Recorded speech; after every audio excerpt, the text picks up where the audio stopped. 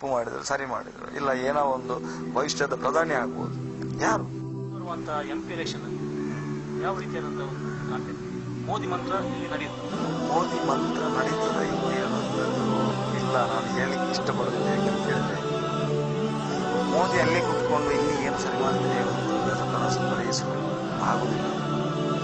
ಇಲ್ಲಿ ನಾನು ನೋಡಿದ ನನ್ನ ಎದುರುಗಡೆ ನಿಂತು ಒಂದು MP ಇದ್ದಾರೆ, ನಾನು ಹೇಳಲಿಕ್ಕೆ ಇಷ್ಟಪಡ್ತೇನೆ, ನಳಿನ್ ಕುಮಾರ್ ಕಟೀಲ್.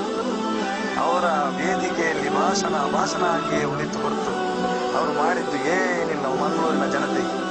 ಮೋದಿಯ ಇದೇನು ಹಿಂದುತ್ವ ಅದು ಇದೆ ಮನಸ್ಸಲ್ಲಿ, ಆದರೆ ಮೋದಿಯ ಇದೇನು ಡೆವಲಪ್ಮೆಂಟ್.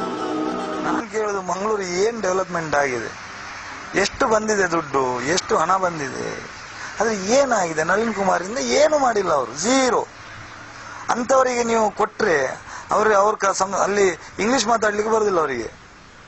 ಅಂಥವ್ರು ಹೋಗಿ MP ಆದ್ರೆ ನೀವು ಏನ್ ಮಾಡ್ತೀರಿ? ನೀವು ನಾನು ಕೇಳೋದು ಇಷ್ಟೇ, MP ಆದ್ರೆ ಏನ್ ಮಾಡ್ತೀರಿ? ಅವ್ರು ಕನ್ನಡದಲ್ಲಿ, ನಾನು ಮೊನ್ನೆ ನೋಡ್ತಾ ಇದ್ದೇನೆ, ಅವ್ರು ಕನ್ನಡದಲ್ಲಿ ಅಲ್ಲಿ ಸಂಸದ ಭವನದಲ್ಲಿ ಅದು ಅಧಿವೇಶನ ಏನೋ ಹೇಳ್ತಾ ಇದ್ದಾರೆ ಮಂಗಳೂರು ಸಮಸ್ಯೆ ಬಗ್ಗೆ.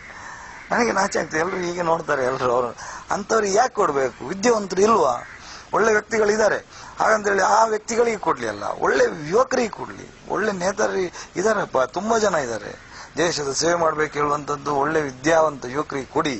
ನಾನು ಹೇಳೋದು ಸುಮ್ಮನೆ ಈಗ ನನಗೂ ಅಷ್ಟೇ, ನನಗೆ ರಾಜಕೀಯ ಬಗ್ಗೆ ಏನು ಗೊತ್ತಿಲ್ಲ, ಹಾಗಂತೇಳಿ ಪ್ರಸಾದ್ ನೀವು MP ಏನಿಲ್ಲ ಅಂತ ನಾನು ಒಪ್ಪುದಿಲ್ಲ.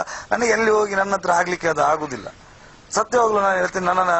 ಯಾಕಂತ ಹೇಳಿದ್ರೆ ಅದು ವಿಚಾರಣೆ ಬೇರೆ, ನಮ್ಮ ಹೋರಾಟನೇ ಬೇರೆ. ನಾವು ಯಾರ ವಿರುದ್ಧ ಹೋರಾಟ ಮಾಡೋದು? ಈ ರಾಜಕೀಯ ಏನಿದೆ ಅವರ ವಿರುದ್ಧ ಹೋರಾಟ ಮಾಡ್ತಾ ಇದ್ದೇವೆ. ಅವ್ರು ಮಾಡಿಸಿ ಹಾಕಿದ್ದಾರೆ, ಇವತ್ತು ಹೋರಾಟ ಮಾಡ್ಬೇಕು ನೀವು ಅಂತ ಹೇಳಿ ತೋರಿಸಿ ಕೊಟ್ಟಿದ್ದಾರೆ, ಅದನ್ನು ನಾವು ಮಾಡುದು. ನಾನು ಮೋದಿಗೆ ಸಪೋರ್ಟ್ ಮಾಡಿದ್ದೇನೆ ಅಂತ ಹೇಳಿ ಎಲ್ಲಿ ಹೇಳಿಲ್ಲ, ಇನ್ನೂ ಹೇಳುವುದಿಲ್ಲ.